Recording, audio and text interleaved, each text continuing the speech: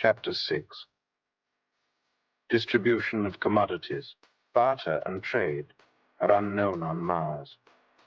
The entire race of Martians is cooperative, and the production of all necessities is based on the needs of the Commonwealth.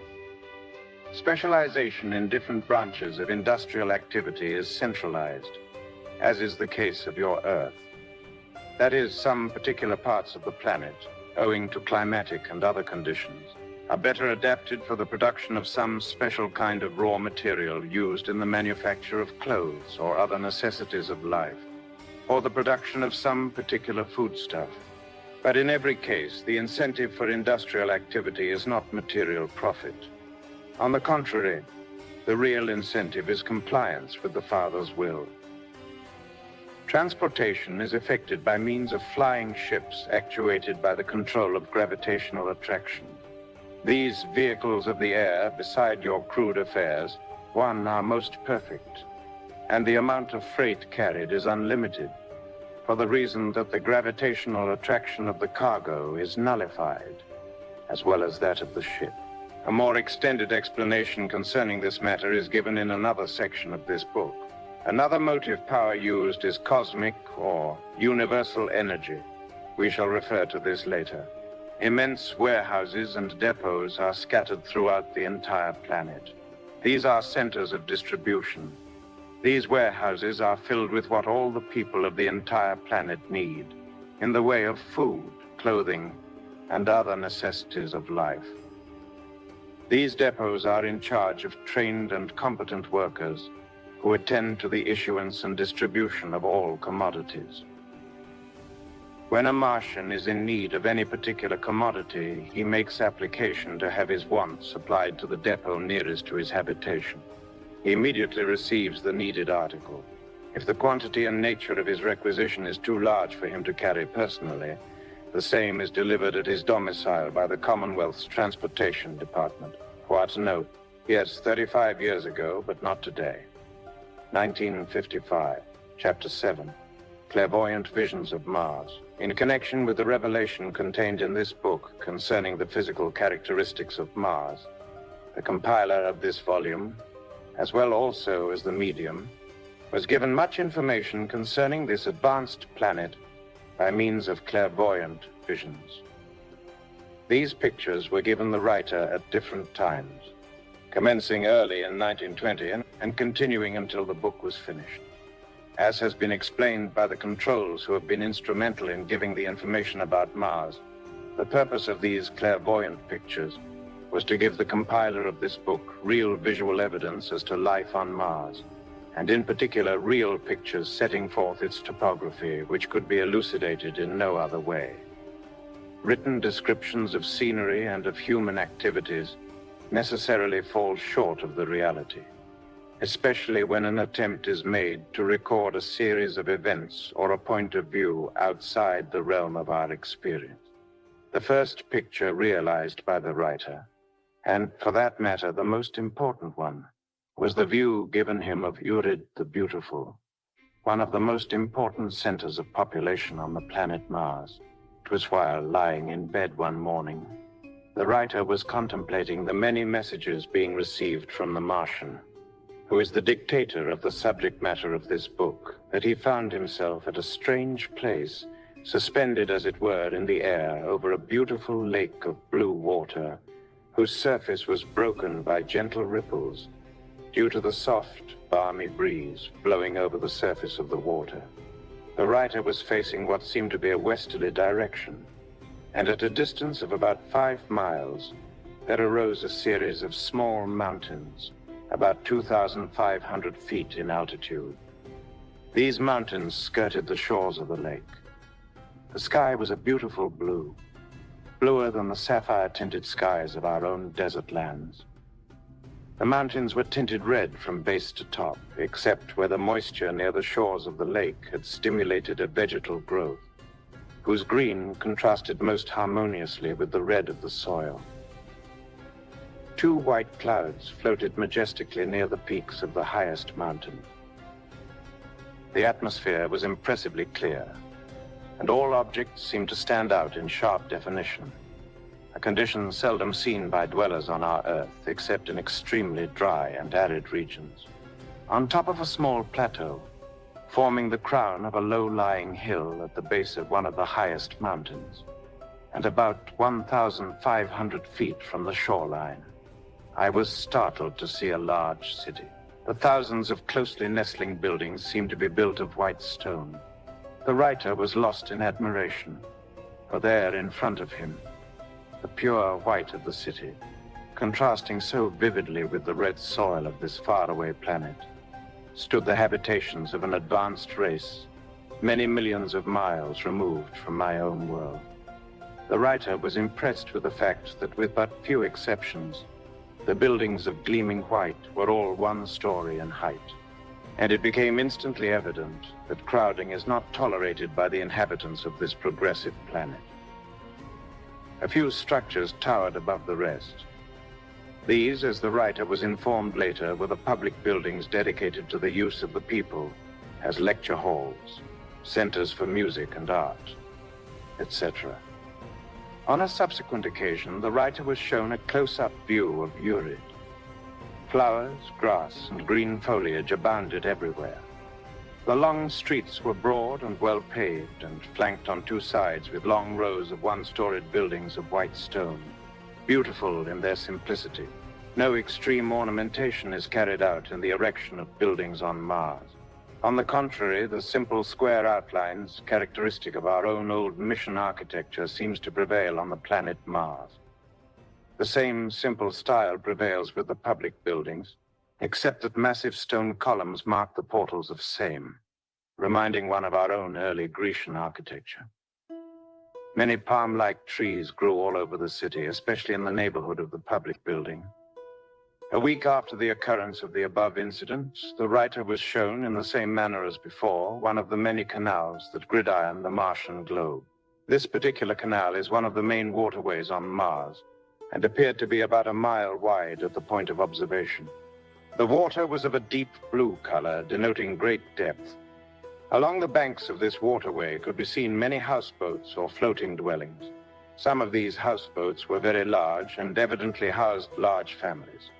The writer was informed that many Martians who have charge of the waterways dwell in these habitations. The banks above the canal were covered with green grass and many flowers. On subsequent occasions, I was shown other canals and reservoirs, and the manner in which some of the canals were cut through the mountains. In some instances, the walls of the canals were almost perpendicular.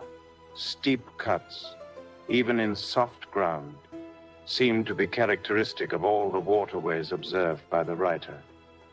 On another occasion, the writer was given a view of the North Polar regions. At that time, the deep snows that covered the ground everywhere were melting. The country seemed to be very hilly. As far as the eye could reach, I observed low-lying hills covered with a white mantle of snow. Patches of reddish earth here and there indicated that the thaw was general and that the snow had thinned out in spots. Between the hills, I observed a large body of water and was informed that this was an artificial reservoir which had been created by the damming of a large valley. The sky on this occasion was hidden by a mist, a very natural phenomenon in view of the fact that many thousands of square miles of the country, covered with snow on this part of Mars, was undergoing a rapid thaw. That the large, dark-colored areas on Mars, supposed by early observers to be seas, are nothing more or less than low, swampy land covered with rank vegetation, was evidenced to me on one occasion when I was permitted to see the true character of these portions of the planet. The rank vegetation was about 3 feet high and of a greenish-red color. Interspersed throughout the mass of coarse-leafed plants were high, dry stalks, the remnants of an earlier crop of Martian flora. The season seemed to be advanced, and all plant life was taking on autumnal tints. It was in December 1919 that I saw the first close-up picture of a Martian, a woman. Her head was covered with a thin veil which came down to her well-formed mouth. She seemed to be a most beautiful woman with most expressive eyes. Her hair was black. Her skin was unusually white, which contrasted with the dark hair. She wore no jewelry or other ornaments that I could see. On a subsequent occasion, I was permitted to see a Martian male. He was playing a flute-like instrument, and as he was quite close to me, I could observe the wax-like texture of his skin. This semi-transparency of the skin is characteristic of the Martians, and evidences a life that is free from the many bodily ailments that afflict humanity on our Earth. The Martian was dressed in graceful but loose-fitting clothes of a reddish-brown color. His eyes were a deep blue, and his lips seemed to be unusually red. In respect to stature, he was, I would say, about 5 feet 9 inches in height. In fact, on subsequent occasions, I have observed crowds of Martians gathered together, and they appeared no different from the inhabitants of our own world, except as to clothing, which is much simpler but more graceful than our styles. I was informed by the spiritual control that the fauna of Mars is varied, but that all animal life is domesticated, there being now no wild animals on the planet. It was shortly after I had seen the Martians, described in the foregoing paragraph, that I was shown 2 cat-like animals, which at the time of my vision were engaged in playing about the feet of a Martian. They did not exactly resemble cats, but were more feline than canine. They were about the size of a large Airedale, and of a dark reddish-brown color with deep black stripes, similar to the markings of our tigers. They were very playful and cavorted about just as our own dogs and cats do when endeavoring to attract the attention of their masters. On the morning of January 20th, 1920, I was shown another Martian canal. On this occasion, I observed a large building on the banks of the waterway near my point of vision. This building was more of a grandstand with a roof than anything else I can compare it to. It consisted of a large framework painted white and was as high as our 2-storied structures. A multitude of the people were inside the building, some sitting, some standing. They all seemed to be intently gazing in a northerly direction, upstream. Much green foliage and varied colored flowers lined the banks of the canal, especially in the neighborhood of the building. The people all seemed to be attired in holiday garb, and it was evident to me that a celebration was going on. Later, I was informed that what I had witnessed was an annual celebration observed by the people of Mars on the occasion of arrival of the first water from the North Pole after commencement of the Martian spring. It appears that this occasion is a very important event with the Martians, as the arrival of the life-giving moisture from the Arctic and Antarctic regions of the planet ensures a season of plenty for the inhabitants. The water arrives at the equatorial regions in a little less than a Martian month, 60 days, after the commencement of the polar thaws, and after a season of thanksgiving to the Father has been held by all in appreciation of his bountiful gifts. The spiritual leaders of the different communities preside at these gatherings. The foregoing is in remarkable agreement with a statement on page 375 of the late Professor Lowell's book, titled Mars, as follows. The canal quickening on Mars occupied 52 days, as evidenced by the successive vegetal darkenings which descend from latitude 72 degrees north and latitude 0, a journey of 2,650 miles. The rate of progression is remarkably uniform, and this fact that it is carried from near the pole to the equator is sufficient telltale of extrinsic aid, and the uniformity of the action increases its significance. On the morning of January 21st, I witnessed another interesting Martian scene, which was almost identical with the previous vision of the Arctic regions of this planet, except that the warm season was more advanced, and I was permitted to see the country from another angle. I was facing east. Most of the polar snow had disappeared, and the low-lying hills were now covered with a growth of dark green vegetation. except at a few isolated points which showed small patches of snow. The sky was less misty than on the previous occasion. On the evening of January 21st, I was shown a flock of Martian sheep. The herd was small, and I observed 5 of the animals at close range. I called them sheep for the reason that the animals resembled our sheep in every particular. The wool was very long and of a dark reddish-brown color, except underneath their bellies, which was yellowish. On the evening of January 29th, I had a vision of a beautiful woman with a child kneeling at her feet. She was seated on a chair and held a book on her lap. The symbolism of the vision was later explained to me by the controls, who said, "Verily I say unto you, whosoever shall not receive the kingdom of God as a little child, he shall not enter therein." God's truths are perceived only by those who can acquire the simple faith of a child. It was about the same time I had a vision in which I saw Sergius for the first time distinctly. He is the principal control dominating the writing of this book.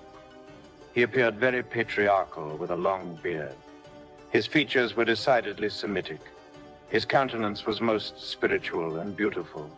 On February 10th, I had my first vision of Mars' 2 moons, known to our astronomers as Deimos and Phobos. The latter appeared as a satellite about half as large as our full moon, and the former like a star brighter than the first magnitude, and could be compared with the Jupiter as seen from our Earth during a favorable opposition of that planet. The latter satellite sheds considerable light on her primary. An interesting explanation of these 2 moons will be found in a later chapter of this book. On February 17th, I was shown the actual appearance of our sun from the planet Mars. What I saw disproves the theory that owing to the distance of Mars from the sun, the latter would be viewed by the Martians as a disk about half the size as seen from our Earth. The solar orb appeared as to size and brightness, about the same as viewed from our Earth, and seemed to give forth its heat with the same intensity. I was facing the sun, and its brilliance blinded my eyes for an instant. On the evening of February 29th, I had a vision of a strange-looking creature, ape-like in appearance. The form was about 5 feet tall, very hairy, his body being covered with a thick coat of woolly hair, of a grayish color. He was smoking what appeared to be a cigar-like roll of something, probably some sort of leaves rolled up into a convenient form for smoking. On the tips of his pointed ears were little tufts of long hair which gave his head a lynx-like appearance. There were quite a number of large yellow spots on his hairy chest. His nose was very stubby, and his entire face was decidedly ape-like. I was later informed that I had seen an inhabitant of the planet Mercury, where life has not yet evolved to a very high degree, and where man has not yet wholly emerged from his primary beast-like state. Concerning the flora of Mars, I have on various occasions viewed orchards of growing fruit trees. The trees were set out in rows, similar to the methods adopted in our own orchards. The trees were dwarf-like, being not over 5 or 6 feet high. I was informed that this particular species of tree was cultivated for its fruit, and for the fiber obtained from its large leaves, which is made into cloth, thread, and cordage. On one occasion, a short time after the chapter dealing with the transmission of electromagnetic energy by wireless was received, I was shown 2 immense towers on the planet Mars, which are used for the purpose of distributing power throughout the planet. The 2 towers were very close together, probably 100 yards apart and 100 feet high. They resembled 2 immense round smokestacks, such as are common in our factory districts. The tops of the towers were surmounted by oval caps, transparent as if made from glass, and protected by a system of grill work. While I was intently observing the towers, there occurred a blinding flash of light simultaneously from the 2 oval caps. The surrounding country was covered with high trees, and it was impossible for me to observe the base of the 2 structures. Chapter 8. Knowledge of God comes from within. Mars, with its teeming millions of inhabitants, whose dwellings, factories, storehouses, etc., cover most of the entire area, has no watchmen, policemen, or other guardians of the peace to prevent unlawful acts on the part of its people. As all property is considered as belonging to the Father and is held in common by the people of the planet, there exists no incentive for anyone to steal. Each individual has all he requires for his comfort. Hence, why should anyone covet what is in the possession of his brother? There is no temptation on Mars for anyone to take more than he needs, for selfishness has been entirely eliminated from our planet.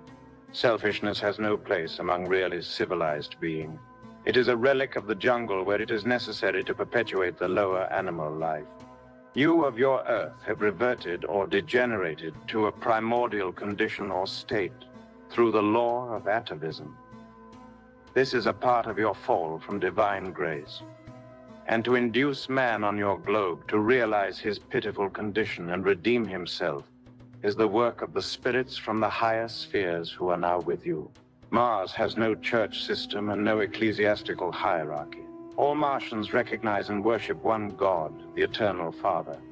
Each individual is taught from infancy to seek God through the doors of his own soul, which is an institutional faculty possessed by everyone. Jesus Christ, who came to your Earth 2,000 years ago with a message, is known to us. The Christ is one of the greatest powers in the universe, next to the Creator. Your sectarian church systems are a hindrance to the proper spiritual development of the individual. These systems engender an element of dependability on the individual which holds back his spiritual enfoldment and perverts his true individuality, which must grow and unfold before real progress upwards begins.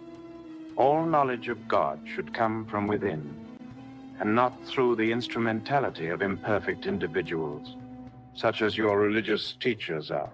The present lack of interest in 1920 in sectarian matters on the part of the inhabitants of your Earth is evidence of a slow but sure disintegration of a system that has held your people in mental and spiritual bondage for centuries, and presages the dawn of a better day for humanity on your Earth. Chapter 9. Mars has no political system.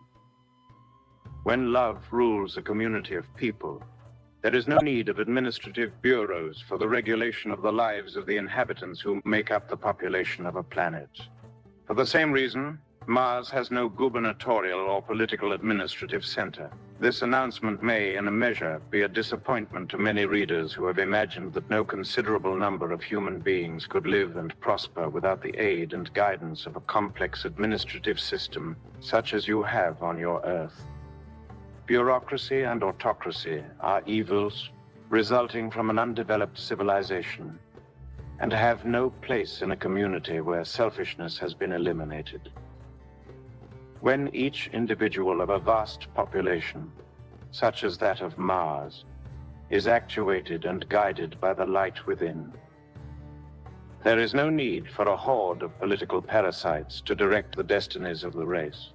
This lack of an administrative system on Mars also applies to its industrial and economic side. The law of supply and demand determines just how many factories there should be, and just what output is necessary for a given period. But it must be remembered that the law of supply and demand on our planet has no relation to a competitive system such as yours, for we have no competitor, a fact that will be impressed elsewhere in this book. It is true that certain of our people who have been specially singled out by the dominating influence of the invisible world are occasionally appealed to by those in doubt as to what is best for their individual welfare, or the welfare of the community at large, to act in advisory capacities. These are the spiritual advisors of the planet and are really God's prophets. There was a time when your race was guided by similar individuals, as is evidenced from mention of them in your sacred scriptures. But their usefulness was lost when man on your Earth forgot God. It was then that man mistrusted the light within and disregarded the unwritten laws graven in the soul by the Creator. He clamored for a code of laws and received them through Moses. His next downward step was taken when he admitted it was necessary to have interpreters of the law. For if the spirit of the law had been kept, there would have been no misunderstanding or juggling of the letter. Soon there was so much of this turning and twisting to suit man's growing selfishness that there was need for someone in authority over all the interpreters, whose word should be final. So your people cried aloud for kings. And you have them, and your law has grown to immense proportions, as have also the clever sins of your selfishness.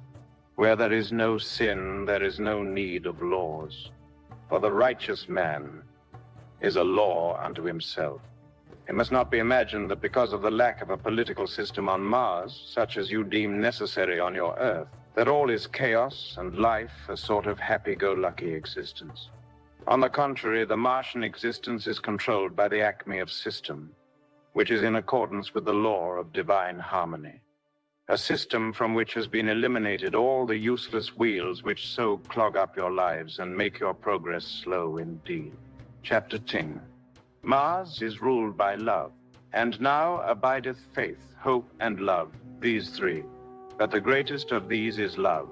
Paul to the Corinthians. There is but one law on Mars. That law is love. This law is not written in a code for the guidance of the people. It is graven in the hearts of the inhabitants and is reflected in the countenance of every individual.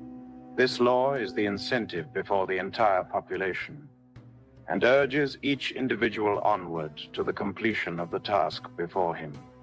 There are no rulers to bow before. Neither is anyone better than his brother. There is no evil, for all are good. All are equal. God endows every individual expression of life with the divine heritage of a pure soul. It is the individual's concern to keep this heavenly gift unstained in its descent into matter. The love force of the Spirit is the potent agent that does this for the individual when allowed to permeate and radiate the entire being. When individuals have learned to bathe their innermost beings in the Father's love, then it must follow that a nation made up of such individuals will be governed only by such precepts as are evolved from this dominating love force. It is of no import to the individual on this planet what his particular task may be, for all work is for the Father, and the humblest vocation, humbler from the point of view of the dwellers on your earth, is as important and as honorable as the highest. Mars is ruled by love, which is in accordance with the divine intent. It is the desire of the Father that every world in limitless space inhabited by his children be ruled by that divine principle.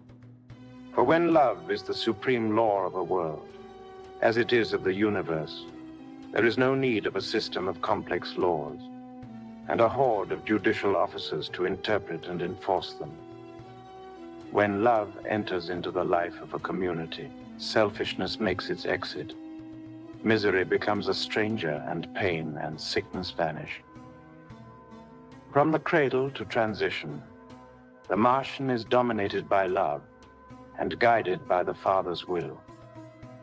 The result of this love rule is individual and communal happiness, but above all, a spiritual progress that unfolds the individual in accordance with the cosmic intent to die, in the sense of passing out of one's physical environment, is the destiny of every created being. Hence, in that sense, death exists on Mars, as it does on your Earth. But the real death referred to by Christ, a spiritual death imposed on man by his fall from grace, a penalty for having forgotten God, is unknown on this planet Mars. We are in harmony with the Father.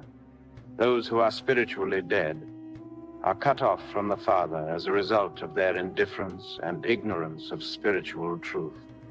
The religion of the Martian may be expressed in two thoughts, love and thy will be done, not mine. The true definition of religion is a rule of life, and as our lives are guided entirely by love and the Father's will, we have a religion. You, on your earth, have created a religion to satisfy your conventionalities. Truth is simple, but you have made it intricate. It is free, yet you buy it from the would-be disciples. Both you and we must approach him in simple faith. Unless ye become as little children, ye cannot enter the kingdom of heaven. Speaking of children, I desire to give expression to a thought that may appear to be outside the subject. It is this: the beauty and simplicity of youth is wonderful, and to be admired by all. But in the sight of the Heavenly Father, and those who have progressed to higher realms, it is not so wonderful as those older characters who have waded the marshes of life, as it were, and who have trod the dirty steps without losing faith. This is to encourage those who sometimes think when they look back on their lives that all is dark. Their strength is being tried in the darkness.